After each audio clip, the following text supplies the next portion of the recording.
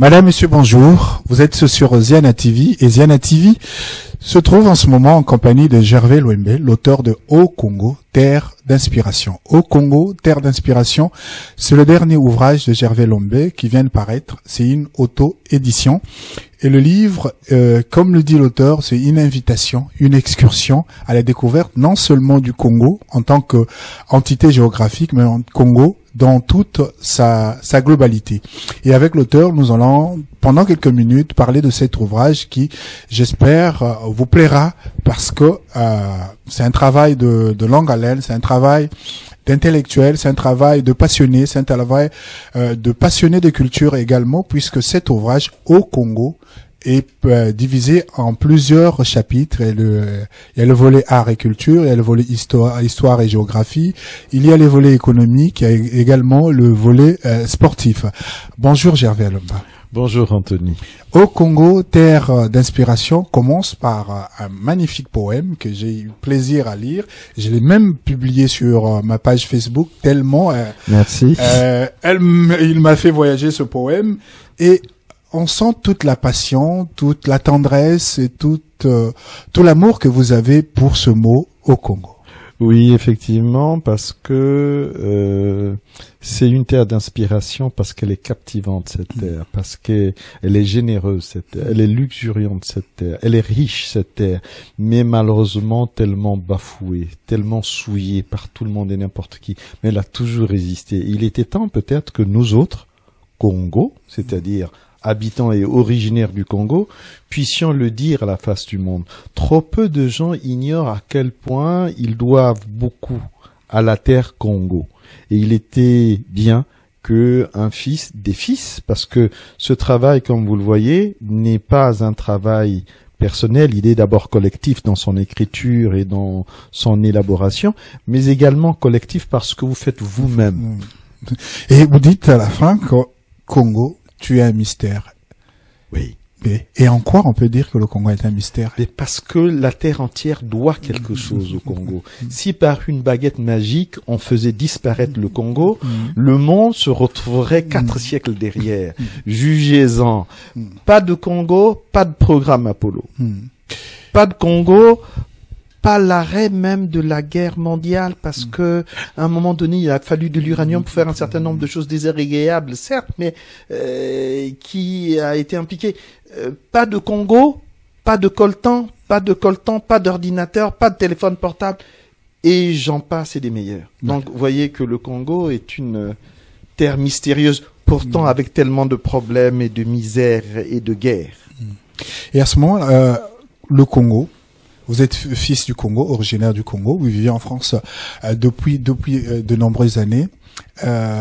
Comment le besoin d'écrire cet ouvrage s'est senti pour vous? Comment est-ce que vous vous êtes levé le bon matin, vous dites que je dois écrire cet ouvrage, ou bien c'est un cheminement de pensée depuis quelques années?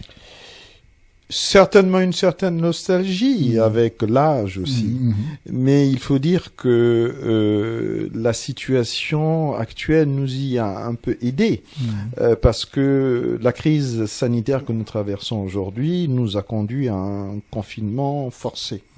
Ce confinement nous a conduit aussi à nous retrouver, à aller sur nous, en nous, et à chaque fois que vous repartez en vous-même, eh bien, vous vous retrouvez chez vous. Et je me suis retrouvé à errer, je me suis retrouvé en évasion dans mon Congo natal. Et le hasard a voulu que je visite la totalité de ce territoire, parce que j'ai fait le Congo, les 2 Congos certes, mais les 5 Congos plutôt. C'est-à-dire le Moyen Congo, le Gabon, les 2 Congos démocratiques et Congo-Brazzaville, donc c'est toujours connu, mais 2 autres Congos qui est l'Angola et la République centrafricaine. Donc voilà, et je suis revenu avec des souvenirs que j'estimais ne pas devoir garder pour moi. Et j'ai voulu pour cela les partager avec d'autres, notamment avec mes compatriotes français, parce que je suis orléanais. Il faut que les Orléanais sachent aussi d'où je viens, ce que j'ai, mais au-delà des Orléanais, parce que cet ouvrage est publié en français et en anglais. J'ai voulu partager également avec les anglophones ce que c'était que cette Terre Congo. Et alors, comment ces Orléanais, vos compatriotes, perçoivent le Congo? Quand ils entendent le mot Congo, qu'est-ce qui vient là? Est-ce qu'ils vous partagent ce qu'ils pensent du Congo? On pourrait encore faire une émission sur cette question-là. Je pourrais au moins dire deux choses. C'est que ils ont été très aptes à acquérir cet ouvrage parce que bien que sorti au mois de novembre, il y a une centaine d'exemplaires déjà qui sont partis par des Orléanais, et c'est pas si mal. Pour ceux qui ont l'habitude de cet exercice, ils savent que c'est de bonne augure qu'il y ait une centaine d'exemplaires qui partent comme ça dès le début, et par des Orléanais, entre autres. Mais il y a aussi une curiosité par le contenu de l'ouvrage, parce que dans cet ouvrage, bien entendu, on ne fait pas la promotion du Congo. On parle, on présente les aspérités, les éléments intéressants du Congo. C'est-à-dire qu'on parle, par exemple, d'André Gide, avec son voyage au Congo. On parle de Tintin au Congo. On parle également de King Kong. On parle aussi de la danse Congo, qui est de Bretagne. Mais on parle aussi d'un très grand fleuve, qui est le fleuve Congo, qui est le grand-oncle de la Loire. La Loire qui fait environ 1000 kilomètres, alors que le Congo, plus de 4000 kilomètres. 700. Voilà. Donc, on est là dans des proportions totalement différentes. Mais je suis certain de pouvoir vous convier à ce qu'on en reparle dans quelques mois. Vous verrez que, à la suite de cela, quelque chose d'autre aurait paru. Vous va parler d'André Gide avec 16 ans au Congo, mais curieusement, il n'y a pas Voyage au Congo. Voyage au Congo. Il n'y a pas une saison au Congo de Aimé Césaire. Oui, mais c'est ce qui me permet de dire d'ailleurs que nous sommes là dans une démarche vraiment dynamique, parce que au-delà de cet ouvrage-là, et de ce qui a été mis, j'ai reçu déjà quelques propositions d'éléments à intégrer dans une prochaine version, et notamment une saison au Congo. Quelques Antillais, notamment des Guadeloupéens, qui ont acquis le livre, ont souhaité qu'on fasse une part plus belle d'Aimé Césaire avec ce livre, plutôt cet ouvrage, une saison au Congo, qui justement fait allusion aussi de l'histoire du Congo. Exactement. Et vous dites au tout début, c'est une excursion. Oui. À laquelle vous nous conviez. Oui. Mais quand on lit le livre aussi, c'est comme sous forme de guide, parce que c'est bien paramétré. Vous commencez par l'histoire en expliquant les termes Congo qui viennent de Kwengo, et puis vous développez tous. Et à la fin, on passe par la géographie, par l'économie, par la culture et l'art. Oui, parce qu'il était important de rendre ce service aux autres. Je dis les autres, c'est au reste du monde, parce que vous, Congolais, vous le savez, mais les autres ne savent pas que il n'y aurait pas eu le Congo. On se demande où le général de Gaulle serait allé faire son appel. Il n'aurait pas eu l'appel 18 juin à Londres. Entre autres. Mais il n'y aurait pas eu le Congo. On ne sait pas où on aurait mis Radio Brazzaville et puis SFR, qui est la Société française de radio électronique, qui a été installée entre Pointe-Noire et Brazzaville, quand il a fallu essayer les champs magnétiques pour voir si c'était nuisible ou pas, et comment faire fonctionner la télécommunication. Tout ça pour dire que le Congo a régulièrement joué un rôle très important dans le monde, dans l'histoire du monde, sans qu'on veuille le dire. Un dernier exemple que je n'ai pas cité dans le livre, par exemple, c'est que c'est le seul lieu au monde où nous avons encore des témoignages vivants de ce qu'on a appelé l'esclavage, c'est-à-dire ces grandes quantités de captifs qu'on a pris au Congo, qu'on a amenés de l'autre côté. Ils sont passés par Luango. Et qu'est-ce qu'ils ont fait à Luango? Ils suçaient des noyaux de mangue qu'ils jetaient. Ces noyaux de mangue ont donné les manguiers qu'on trouve encore jusqu'aujourd'hui. Oui, sur la route des esclaves, ceci notamment à Luango. C'est pas rien. Et à ce moment-là, vous avez écrit des contes, vous avez écrit... Est-ce que c'est la même démarche en termes d'écriture, puisque là c'est beaucoup plus un travail allant dans le sens d'un ouvrage pédagogique que de... Oui, c'est la même démarche pour plus d'une raison. Mes enfants ont l'opportunité d'écouter de temps en temps ce que j'ai à leur dire. Il se fait que je ne dois pas rester là à le donner, à l'offrir qu'à mes enfants biologiques. Il faudrait que je puisse ouvrir le cercle.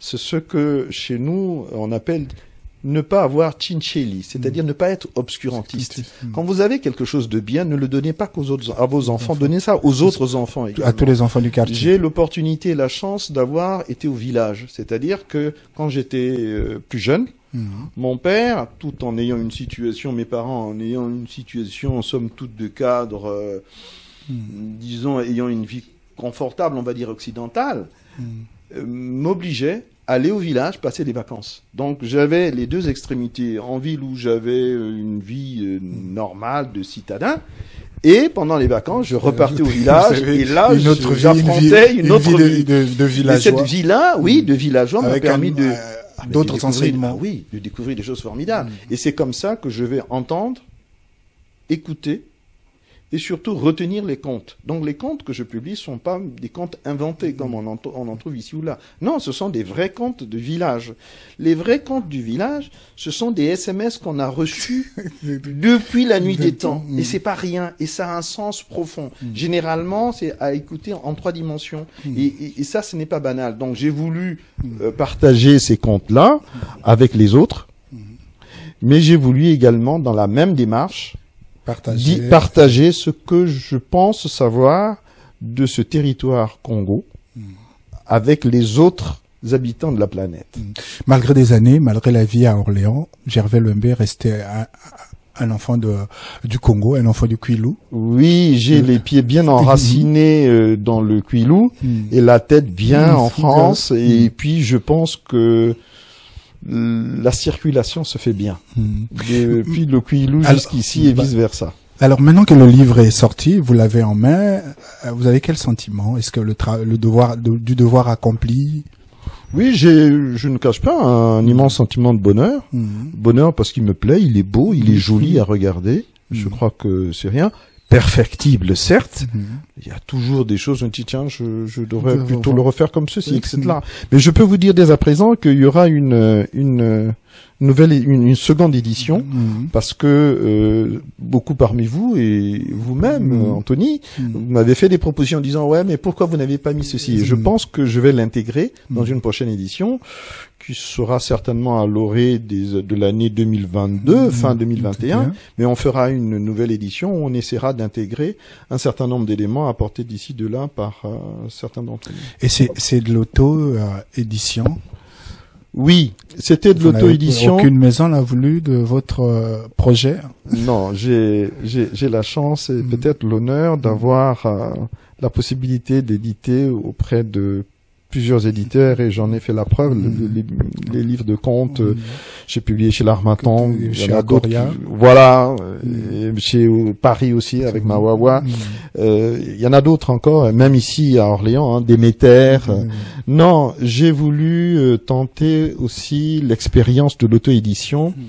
Une fois de plus, de la même façon que les contes, de la même façon que cet ouvrage, pour montrer aussi le chemin, pour montrer une direction.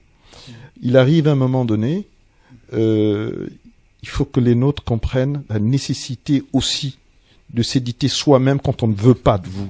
Moi, j'ai de la chance, je suis édité et j'aurais pu le faire éditer, on m'a proposé de le faire. Mais j'ai voulu tenter cette expérience pour que ceux qui ont du mal à être édités puissent s'éditer eux-mêmes. C'est faisable, c'est possible. Un peu coûteux, je le conçois. Certainement, il faut s'adonner à ce que nous sommes en train de faire, l'exercice de la communication pour faire connaître son ouvrage. Mais il faut que je passe par là pour que je comprenne mieux comment ça se passe et pour encourager les miens, d'autres qui n'ont pas la possibilité d'avoir des éditeurs, de le faire eux-mêmes. Mais je vous assure que ça vaut la peine. C'est intéressant et ça vaut vraiment la peine. Donc ça vaut la peine également pour vos téléspectateurs de vous procurer cet ouvrage Au Congo de Gervais Louembé, terre d'inspiration. Vous en saurez un peu plus sur le Congo. Ce n'est pas simplement 2 pays, ce n'est pas simplement un simple mot, et ce n'est pas un mot pardon. C'est tout. C'est tout derrière ce mot. Il y a aussi ce volet spirituel que beaucoup admettent. Est-ce qu'on peut réellement parler d'une spiritualité à Congo? On cite également les Afro-descendants partie de force du Congo pour les Amériques. Oui, je pense qu'effectivement l'aspect spirituel n'est pas à négliger, même si la partie la plus connue est celle qui est folklorique. Quand on voit le carnaval, on est content, on dit tiens, le carnaval, on s'amuse. Le carnaval est quelque chose de beaucoup plus plus important qu'on ne l'imagine, parce que c'est tout simplement une manifestation rituelique, c'est une manifestation traditionnelle qui a été mise au goût de ceux qui n'y comprennent rien et qui y vont comme ça. Regardez bien ce qui se passe en Guadeloupe, aux Antilles et ailleurs. Les Congos d'outre-mer ont la spécificité suivante. Au-delà même de ceux qui sont restés dans nos pays, dans notre bassin, ce sont les seuls à se battre pour d'abord conserver, puis exprimer avec beaucoup de force leur tradition. Il y a les plus connus dans cela sont les Masembo, avec Grappa Congo, qui se sont battus farouchement pour garder leur spécificité de Congo. Et je pense que c'est à faire savoir, c'est à magnifier, et les conséquences sont agréables, parce qu'aujourd'hui encore, au Panama, au Venezuela, au Pérou, au Brésil, enfin bref, dans tous ces pays-là, vous trouvez des gens avec les noms Congo, Massamba, Nzinga, Ndinga, Loembo, Loemba, etc. On ne trouve pas beaucoup de lieux où un peuple peut s'arc-bouter, tenir à exprimer son savoir, sa connaissance, sa tradition avec autant de force que ces Congos-là. Et ce que nous ferions, nous, c'est que le minimum, quoi, pour les encourager. Oui. Et pourquoi il y a cette disparité que nous, qui sommes restés sur la terre-mère avant, nous battons moins pour conserver cet héritage, contrairement à ceux qui étaient partis? Une certaine paresse, certainement intellectuelle, une certaine ignorance aussi de cette tradition, peut-être un excès d'intellectualisme, le fait d'aller à l'école, à laisser croire aux uns et aux autres que c'était pas utile et nécessaire de connaître sa tradition. Les Congos, eux, aujourd'hui plus qu'hier d'ailleurs, et j'ai vu l'engouement avec lesquels les Antillais, notamment les Guadeloupéens, m'ont écrit pour me demander une dizaine d'ouvrages par personne. Je trouvais ça un peu curieux, je me demandais ce que vous alliez en faire, mais ça montre quand même à quel point c'est comme tout. Vous savez, quand vous avez un parent que vous connaissez mal, vous essayez de mieux le connaître et vous gardez des souvenirs de ce parent. Nous, peut-être qu'on a la facilité de les avoir là. De vivre avec le parent, on connaît ce qui est son bon et son mauvais comportement en même temps. Oui, mais ce travail aussi permettait de ne plus tomber dans les mêmes travers qu'on a connus. C'est-à-dire, au lieu de passer le temps à critiquer, à parler et encore à parler, on va faire un ouvrage déjà qu'on va certainement critiquer parce qu'il est perfectible. Qui va aider un peu à casser l'ignorance dont vous faites allusion. Et d'avancer et nous approprier à nouveau cette culture qui est d'une richesse incroyable, d'une profondeur sans pareil, et que d'autres utilisent beaucoup mieux que nous-mêmes. Et c'est regrettable. Donc, la vertu de cet ouvrage, c'est de nous redonner peut-être, ou en tout cas contribuer à nous redonner une fierté pour dire que oui, on n'est peut-être pas très riche, il y a peut-être des guerres de l'autre côté, mais c'est un pays qui a eu une grande histoire, qui a une histoire millénaire. Tout le monde ne peut pas dire autant. La langue que je parle, moi, le Vili a plus de 6000 ans, et on a des preuves pour ça. Donc, la langue bantou, elle n'est pas d'hier. Le Vili est une langue bantou. Donc, quand on sait ça, on est debout, on est fier, et on ne se laisse pas corrompre comme ça. Eh ben, Gervais Loemba, une dernière question. Si des Antilles, vous avez reçu le commande, du côté du Congo, vous avez reçu ça vient bien. Il y a un rayonnement, enfin, il y a un engouement qui, moi, me séduit. Il m'a été dit que les Congolais n'aimaient pas lire, que les Congolais, un livre à 25 €, c'est le prix d'un carton de tilapia, je crois, c'est ça. Eh bien, il y a des gens qui ont renoncé à leur carton de tilapia et qui ont acheté des livres. Et curieusement, je vais vous dire franchement, pour l'instant, ils les achètent à chaque fois par deux. Ils en prennent toujours un pour eux, un pour quelqu'un à qui ils vont l'offrir, parce que nous sommes en période de fête. Donc cet ouvrage peut se trouver sur internet, aucongo.fr, vous pouvez le commander, sur Kindle aussi, ainsi que Amazon. Sinon, on se connaît suffisamment pour retrouver l'adresse sur internet et nous dire, vous pourrez le voir aussi à la FNAC, où il est vendu, ainsi qu'à Leclerc. À 25 €. À 25 €. Gervais, quand vous entendez le mot Congo, quel mot vous vient à l'esprit? Le fleuve. Merci, Gervais. Merci à vous également d'avoir suivi cette interview. C'est Au Congo, Terre d'inspiration, le dernier ouvrage de Gervais Loemba, qui est déjà auteur de plusieurs ouvrages. C'est le tout dernier. Donc, une autoproduction. On a parlé de cet ouvrage au cours de notre entretien. Merci de nous avoir reçus. Merci à vous également d'avoir suivi Ziana TV. Merci à Guillaume Kouka et à Hermione Ngoma pour la partie technique et la réalisation. On se retrouve prochainement pour un autre numéro.